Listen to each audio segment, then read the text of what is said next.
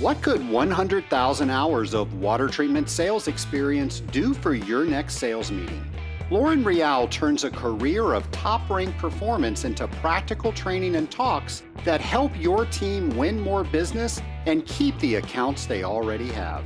Blending game theory concepts with Harvard and Princeton-backed research, Lauren doesn't bring hype, he brings sales conversations that water treaters understand and can actually use. He works with water treatment companies to train sales teams, lead interactive workshops, and speak at business and sales meetings focused on growing new revenue and strengthening customer relationships. If you want your next meeting to spark real ideas and follow-up, visit scalinguph2o.com/Rial Water and see how Lauren Rial can help your sales team sell more on purpose. Once again, that's scalinguph2o.com/Rial Water. Real sales training, real sales motivation, and real sales experience. That's Rial Water. Welcome to the Scaling Up H2O podcast, the podcast where we scale up on knowledge so we don't scale up our systems. I'm Trace Blackmore, the host of the Scaling Up H2O podcast. And Nation, what a busy week we had last week. Of course, we celebrated the 4th of July if you were here in the United States. And over 90% of our listeners, I believe, are in the United States. At least that was historical data. I need to check back and see how accurate that is now, but it used to be somewhere around there. And then we had the Scaling Up Nation join us this past week for the Hang.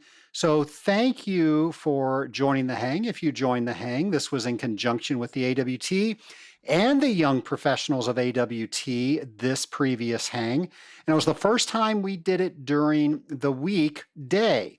Now, a lot of people requested for us to change times, and of course, we can't accommodate everybody, but we thought we would go ahead and do that. So just to let you know, the Scaling Up Nation is listening to you. And just a shout out to everybody that joined us, and what a fun hour that we had in the middle of the workday. I'm hoping it helped you with your workday. And I'm also hoping that you join us on the next Hang. So just stay tuned and we will announce when we're going to have the next Hang for next quarter. And with that, we are always looking for ways to keep the Scaling Up Nation engaged and devouring content and becoming better water treaters, because our job is to raise the bar in the industrial water treatment industry. Now, I mentioned a lot of things about last week. Well, today, if you listen to the podcast the day the podcast episode drops, it's July 10th. And for fun, I always like to look in and see if there are any holidays that are taking place on this particular day. And I don't know what it is, but a lot of things are taking place today. So did you know today is National French Fry Day? And I'm willing to bet that there are a lot of restaurants that are probably giving away free French fries if you care to go look at what those are. So many of us are using apps. There's probably some sort of coupon on an app that you have that will get you some free French fries today. So knock yourself out if that's something that you want to do. Also, today is National Kitten Day. Who knew that today was National Kitten Day? It's also National Kebab Day. I'm pretty sure those two things don't go together, so please don't put those things together. It's National Pina Colada Day. It's National Take Your Teddy Bear to a Picnic Day. Folks, I am not making this stuff up. And it is also Pick Blueberries Day. So if you have access to blueberries, go pick them. Today is the day to do that. It's always interesting to look up and see all the different holidays that we have. But we need to talk about the holiday that we all celebrate, and that, of course, is Industrial Water Week. And Industrial Water Week, hopefully, is your favorite holiday to celebrate. Now, Industrial Water Week is going to start on Monday, October 5th, and take us all the way until Friday, October 9th. And we are going to be celebrating all aspects of this amazing career We're going to start off with Pre-Treatment Monday, Boiler Tuesday, Cooling Wednesday, Wastewater Thursday, and Careers Friday. We're going to be celebrating the entire week, and I don't know, maybe it's not National Kitten Day, but it is an entire week of celebrating the most fantastic job that is in the world. So I hope you mark your calendars. I hope you plan to celebrate with your team, with your customers, and I especially hope that you plan on listening to a brand new episode that we're going to have each and every day of Industrial Water Week. And I've got an announcement. I think I've made it before. And the announcement is, just like last year, we are going to do a brand new Detective H2O. That is the beloved character that James McDonald created years ago. And of course, we learn how to become better water treaters through the detective noir content that James creates. And this year, we're going to have a brand new episode each and every day of Industrial Water Week. Now, speaking of James McDonald, when does this guy sleep? He is always putting content together, and here is a brand new Words of Water. Hello and welcome to Words of Water with James, the industrial water game show where I give you the definition and you get to guess the word or phrase being defined. Will you rise to the top or get blown down to try your luck another day? There's only one way to find out on Words of Water with James. Today's definition is water lost from a cooling tower as liquid droplets entrained in the exhaust air. It is independent of water lost by evaporation.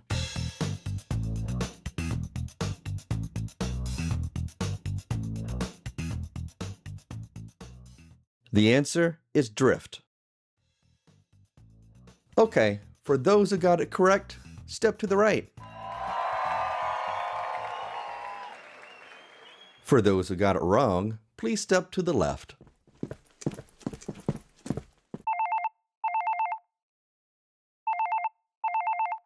Hello? Young man, are you about to dunk all those innocent people again? Mom? Well, yes, I am. Didn't I raise you better than that? Yes, most days. Then let those folks go home dry today. Okay, everybody, you heard my mom. We're done here. Make your way out, stage right. Igor, remind me to turn off my ringer next time.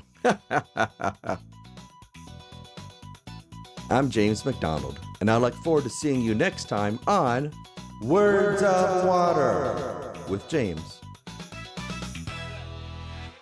No moms were hurt in the making of this segment. And yes, that was my real mom. Well, thank you, James and Nation. That is the one, the only James McDonald, and of course, the voice of Detective H2O. And I cannot wait until October so we can listen to all of those brand new episodes and listen to Detective H2O. Hey, speaking of things to put on your calendar, we're getting ready to do that next. And one of the things you want to put on your calendar is coming in August. We're going to be talking about Legionella and waterborne pathogens. All of our guests are around that topic. So make sure that you plan to listen each and every Friday when we are interviewing new guests around Legionella and waterborne pathogens. Of course, we call that Legionella Awareness Month. Now, if you go to scalinguph2o.com, go over to our events page, you'll not only find these that I'm mentioning, you'll find so many more.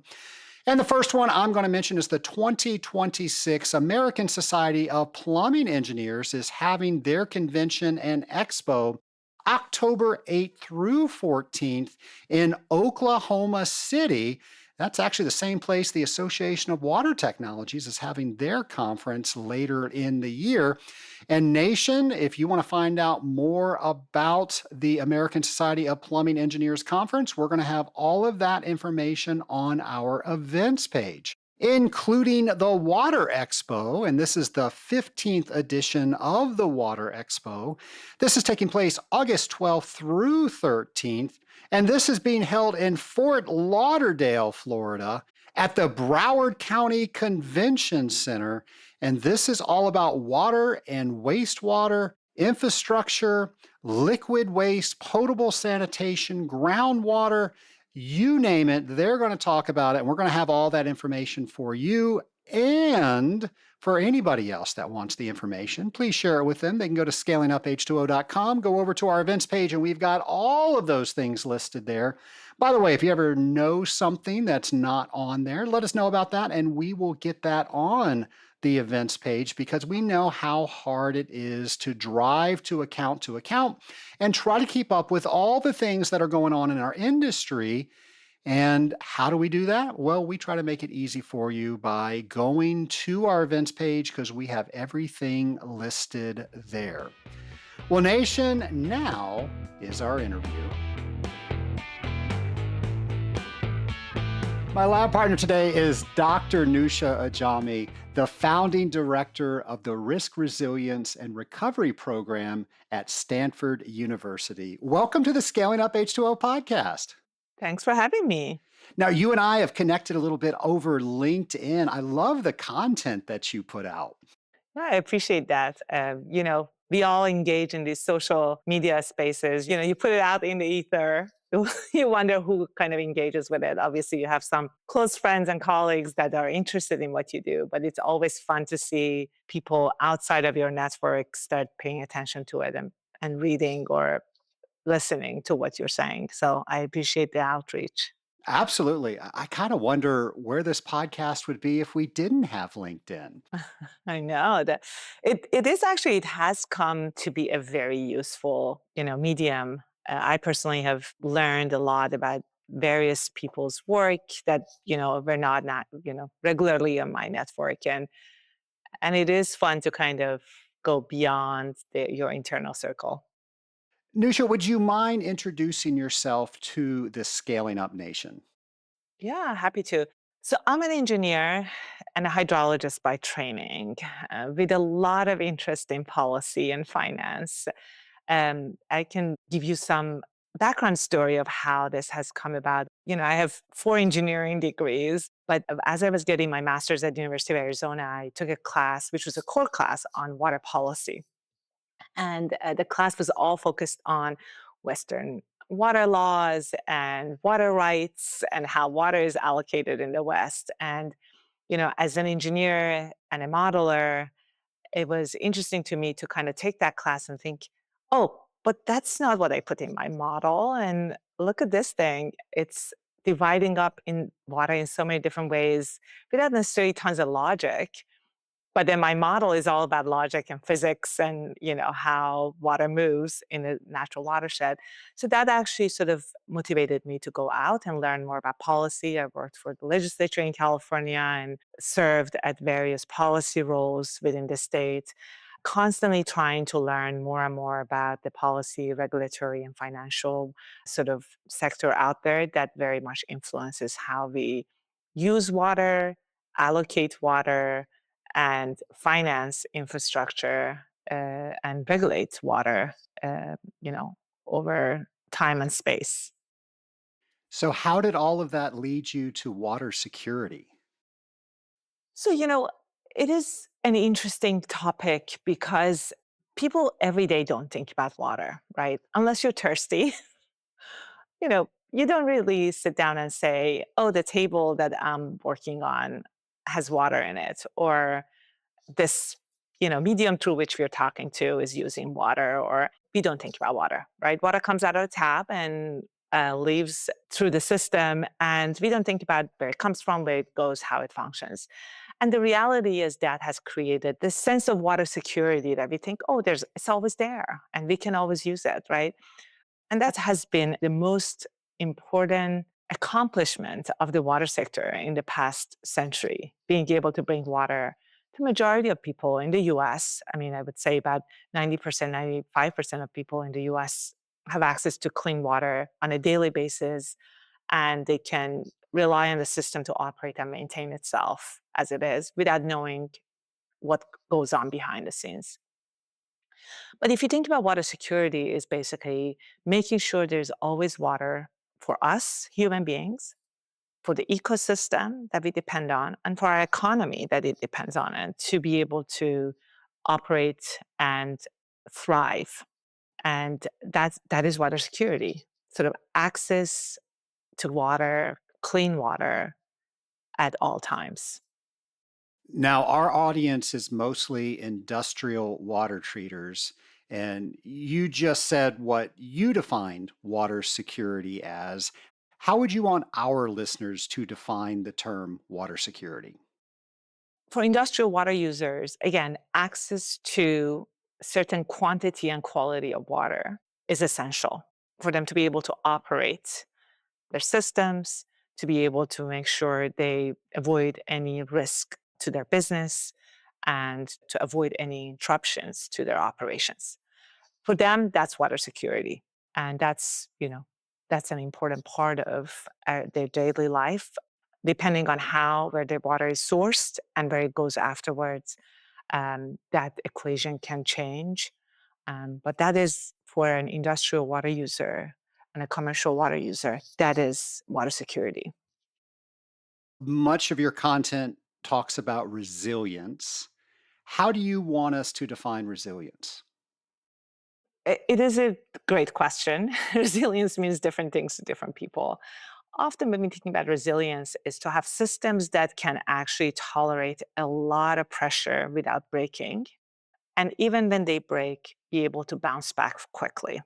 So that's just a you know simple term of what resilience is. The reality is, for when it comes to water, we want to make sure we have water sources that can tolerate different pressure points, can tolerate different stressors, from droughts to water quality challenges to floods. Right, sort of being able to operate the system regardless, and then make sure there's enough redundancy in the system that if one system goes down, there's another one that can provide you resources to make sure you can operate and maintain your system to the operational quality that you're expecting. And then at the same time, if the entire system breaks down, how quickly can you bring it back to reduce impact to life, to ecosystem, to economic prosperity? So I put them in these three categories. Your program at Stanford centered around risk, resilience, and recovery. How do those three fit together? So they're actually almost, so especially the risk and resilience are the same thing. If you really can understand the risk that your system is dealing with, what are the different uncertainties that are impacting your system, how that system is, what kind of risk it's prone to, then you can actually go back to the drawing board and see, okay, what do I need to do to reduce this risk, right? What is it that I need to put in place to make sure if one thing breaks down, the entire system doesn't come down?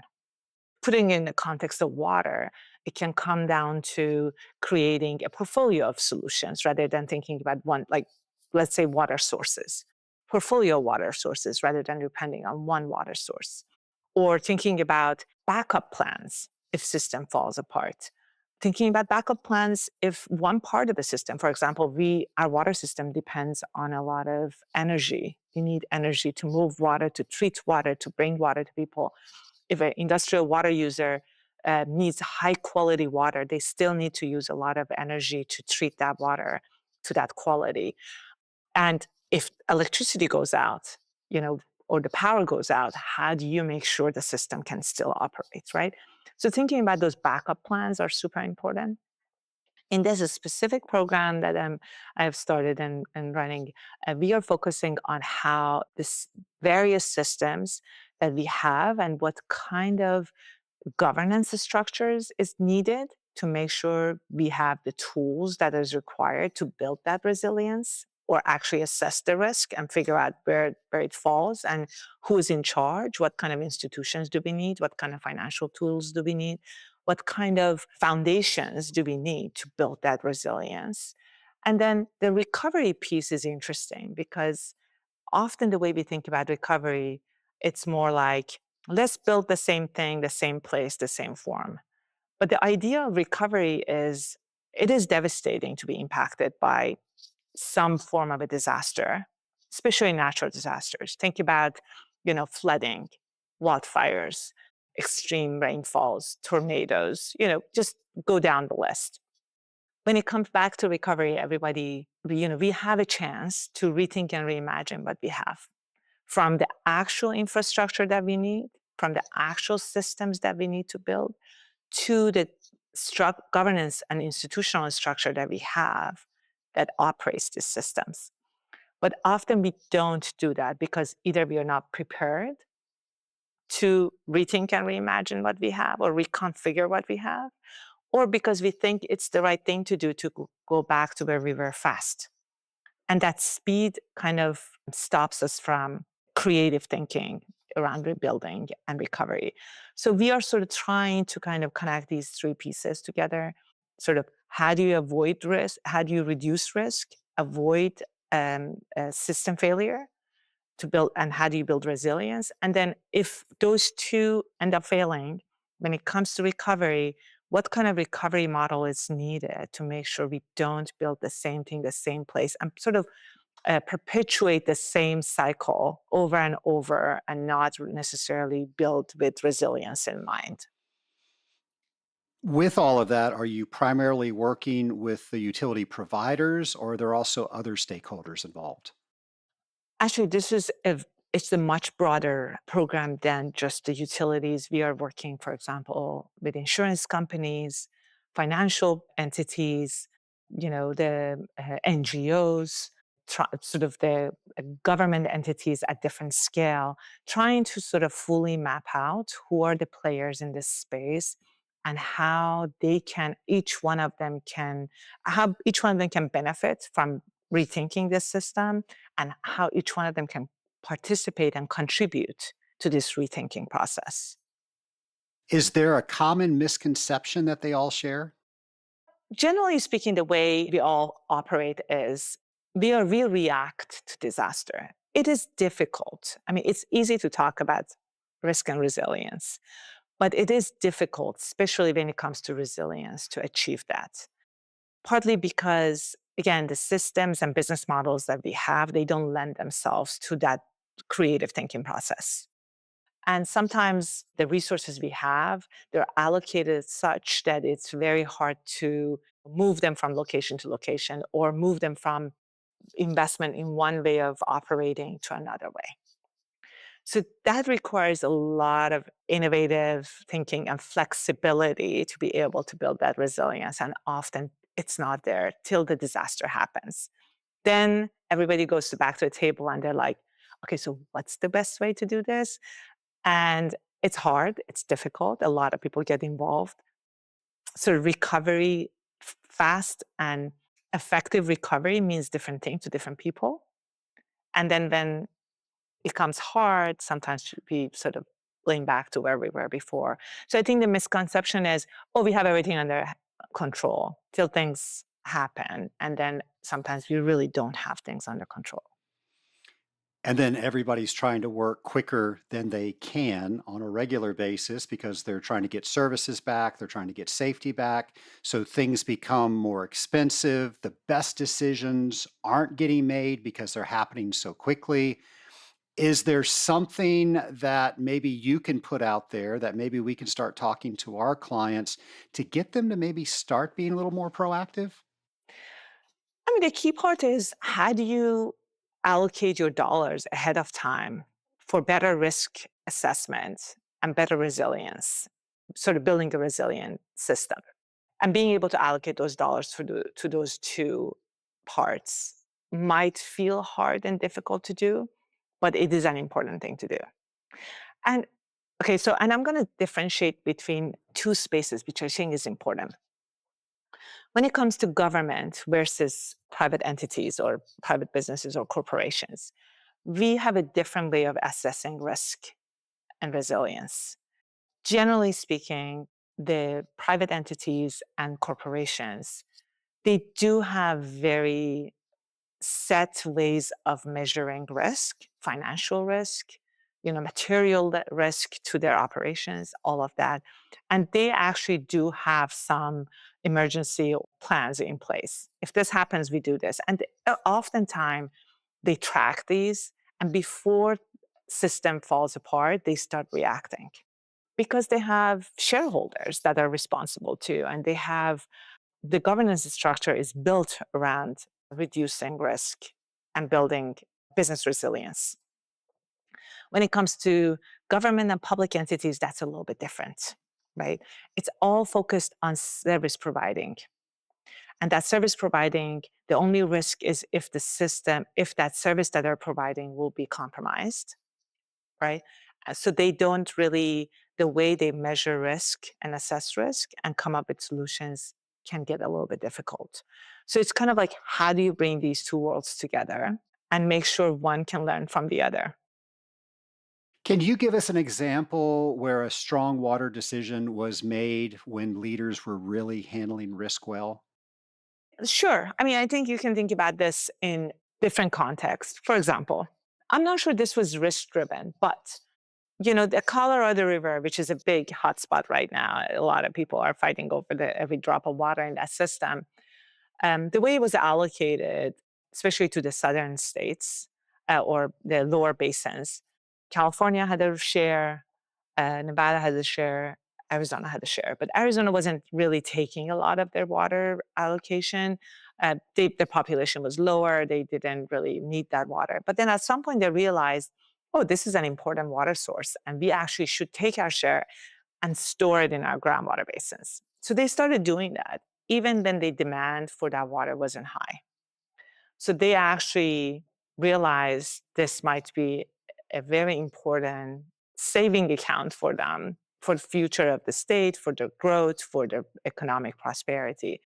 So that was a very good strategy. They actually started storing the groundwater, the Colorado River water, and putting it underground and tracking it very closely. That's a smart move. And that has definitely paid off over the years, especially considering how dry Arizona is. One can look at so many different examples out there that people, so for example, another one is, there's a water agency I'm not going to name, but in the Yuba watershed, and they are actually working with a nonprofit called Blue Forest, and they actually are very interested to protect their water infrastructure and electric and power infrastructure because they provide both water and power. It's called Yuba Water Agency since I said everything. So at this point, everybody can figure it out.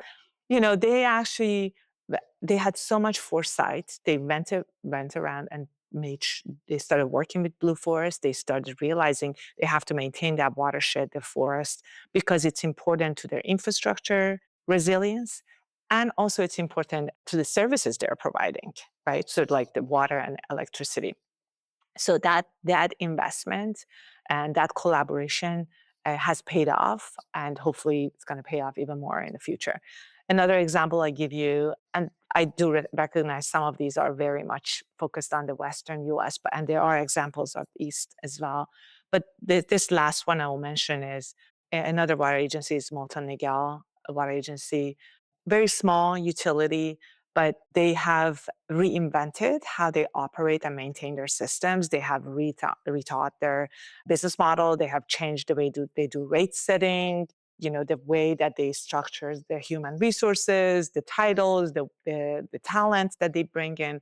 So as you see, these are three different examples, and each one of them is focused on different parts of the sector, right? One is focused on business model innovation.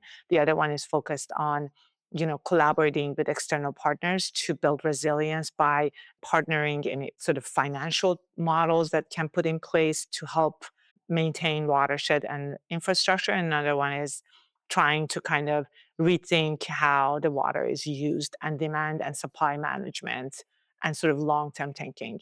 So I would say in all these cases, you need a very innovative and willing leader who is, who's putting themselves out there and, creating space for change to happen. right? And I have to mention, since I live in San Francisco, and I do again recognize, and I'm going to mention Texas as well to make sure I'm not constantly focusing on California and on the West. But, for example, San Francisco about 12 years ago passed the ordinance that said every large or tall building that's built that are larger than 200,000 square feet or more, and at this point is 100,000 square feet or more, it has to have an on-site reuse system that captures the water in the building and recycles it. Talking about resilience. So this was a strategy they put in place because in downtown San Francisco, that's very dense. It's very difficult to build new water infrastructure. So this way, they were promoting development because every city wants to grow. And at the same time, they were not putting additional pressure on their precious water supply sources, right? So that's like creative. And actually now Texas has picked up that ordinance and law, and they're trying to do the same thing in Austin. So, these are creative ways that you go through policy, governance, finance, and business model to reinvent an organization or rethink how you're sort of developing, building, thinking about your infrastructure. Before we dive deeper into our interview, we're going to take a quick break to hear from one of our sponsors. Does your lab treat you like just another sample? Meet Brothers Laboratory Services. BLS is the lab built by water treaters for water treaters.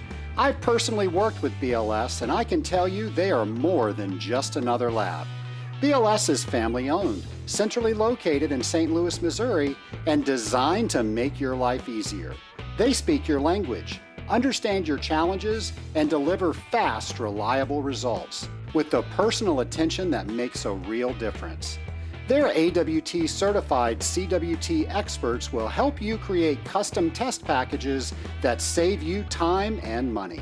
And because BLS operates independently, confidentiality is guaranteed. No sensitive client data required. With competitive pricing, streamlined ordering, and dependable results, you can stay focused on what matters most, growing your water treatment business. Ready for intelligent analytics and results you can trust? Visit scalinguph2o.com/BLS. Once again, that's scalinguph2o.com/BLS. Reach out today to connect with a real expert and experience the Brothers Laboratory Services difference. Let's jump back in right where we left off. Well, speaking about pressure on the current water systems, all these data centers are starting to pop up everywhere. Tremendous pressure on the current resources. What are your opinions on that? That's, hot topic, topic of the day. Everybody talks about data centers. Look, I think they're different. Again, I put this in different buckets. Data centers, a challenge and an opportunity. We're not going to stop building data centers just because look how more and more we are dependent on our devices. And I'm not just talking about phones. There are cars driving in our streets of San Francisco without drivers, right? Those are using AI and machine learning to be able to do that.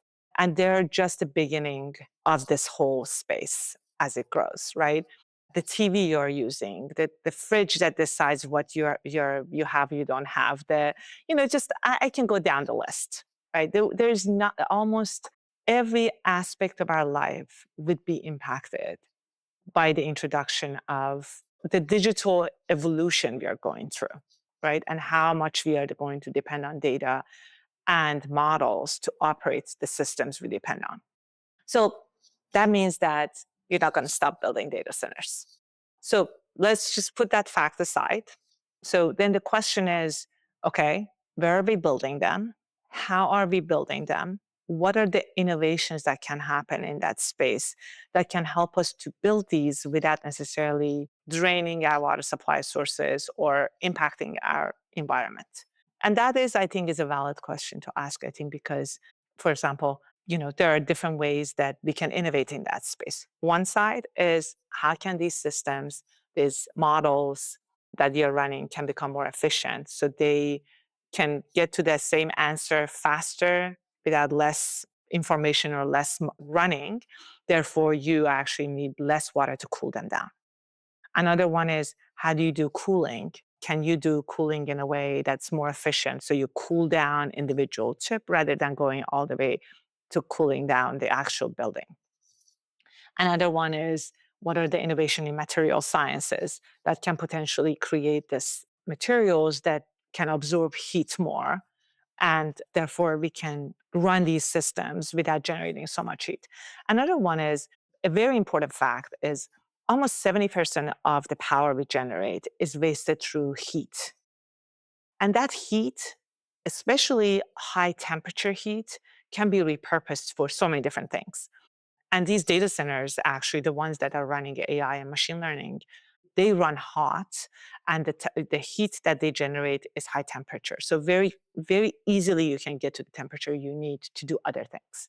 So are there synergies we can leverage there, using that heat for district heating, using that heat to recycle water? There's so many different ways. Can you put other industries that require a lot of heat to operate next to them? So kind of create this co-location that can actually take advantage of each other. They can work with each other. Other material that we can use to run, for example, our refrigerators run hot, and we actually use refrigerants to cool them down. So there are different ways of thinking about this. And I think many people are working on across the board in parallel on all these things. The last thing I say on the data centers, I mean, the last bucket, and not the last thing, but last bucket I would mention is, a lot of these hyperscalers are going out there and trying to collaborate with different communities to see how they can go in and build these data centers and be welcomed. They want license to operate, social license to operate, and they are recognizing that water is quite an important piece of that process when it comes to them going into different communities. Now, the question is, now that we have this focus on water infrastructure, in some cases inadequacy of the water infrastructure we depend on, and we have these new businesses coming to town to build these data centers, can we use this opportunity to our advantage as an industry, as a sector? Can we actually use this as a way of attracting more money into building water infrastructure, which has been depleted for a long time in some areas, and actually help these systems to run more efficiently, build a new infrastructure for some of these communities, manage the degraded infrastructure, and add to them. So basically, using this collaboration that is kind of coming to surface as a way of building more resilient water infrastructure for the community and for the industries that are showing up to their door. So those are my thoughts around data centers. I know it's like a long answer to your question, but I think we have to be a little bit. I love the fact that media puts a lot of focus on it, because that has made water a central point of discussion about these data centers, which is great. But you have to use this as an opportunity to change, to do better, to build our infrastructure. Can you tell us about the Aspen National Water Strategy? Yes. So stepping back, colleague and friend Martin Doyle and I have ran this water forum with Aspen Institute for the past couple of years. And every time you have one of these, people come together. These are like Chatham House rule, small roundtable discussions. We always run them on different topics. And often when you bring people to the table, within the first day, someone says, if we had a national water strategy, we would not be in this situation. Because often people focus on what is failing. And that's why we decided about 2 years ago to actually build a national water strategy. And the point of a national water strategy was, can we create a roadmap for the water sector that can actually then that can help guide some of the decisions that are being made at the state level, at the local level.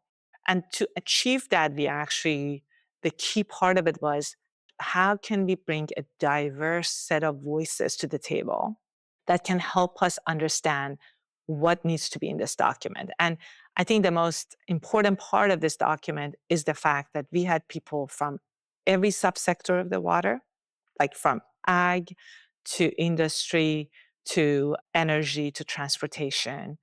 And at the same time, we had people across the board from different parts of the US, South, North, East, West, Midwest.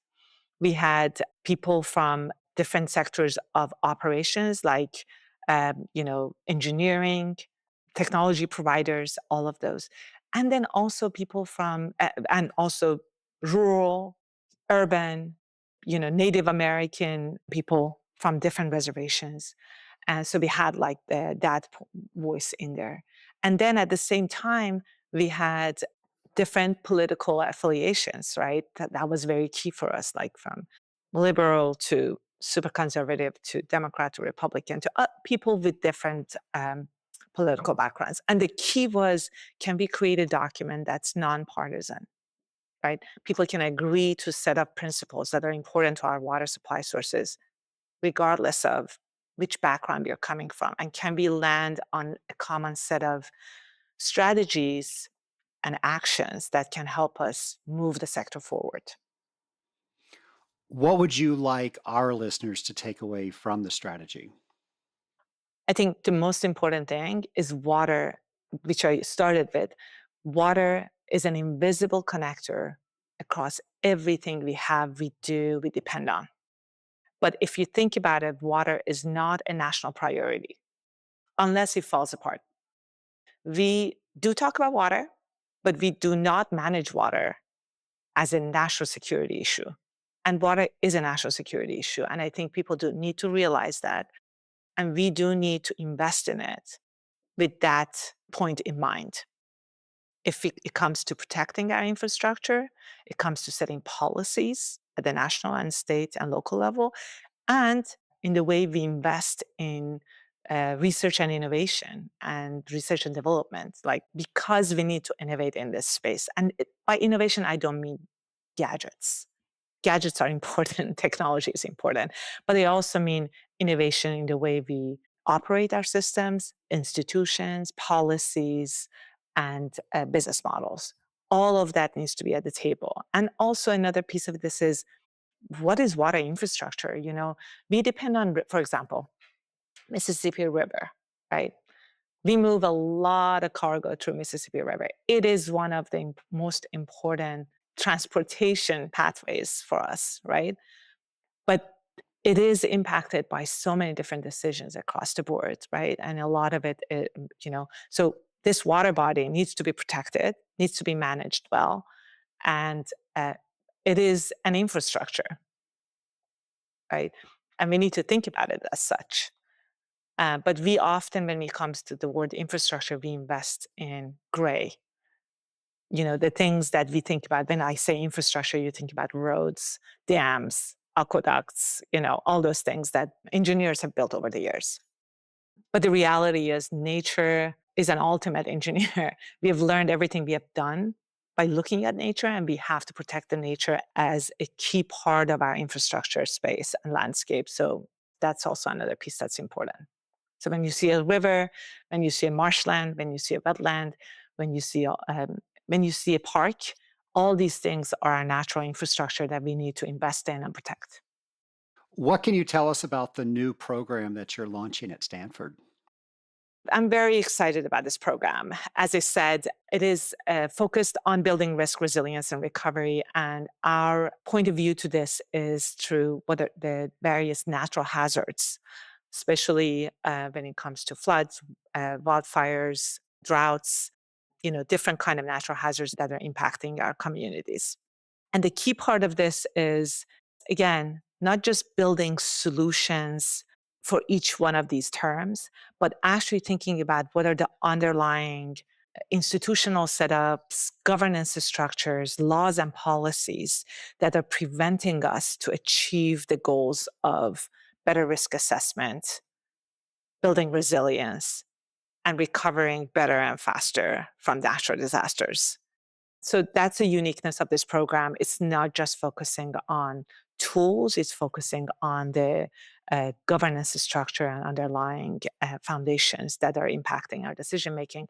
And we are looking at, as I mentioned earlier, exciting thing about this is we are going to focus on, for example, insurance industry and how can we work with insurance industry to learn more about what drives their decision making across their underwriting process to policy making to asset management pieces of insurance, and how can we actually use those three layers in a more effective way, all the way to thinking about financial tools that are out there and sort of thinking about these natural disasters as how they're impacting our national security and how we can use that as a way of thinking about different financial tools that needs to be put in place.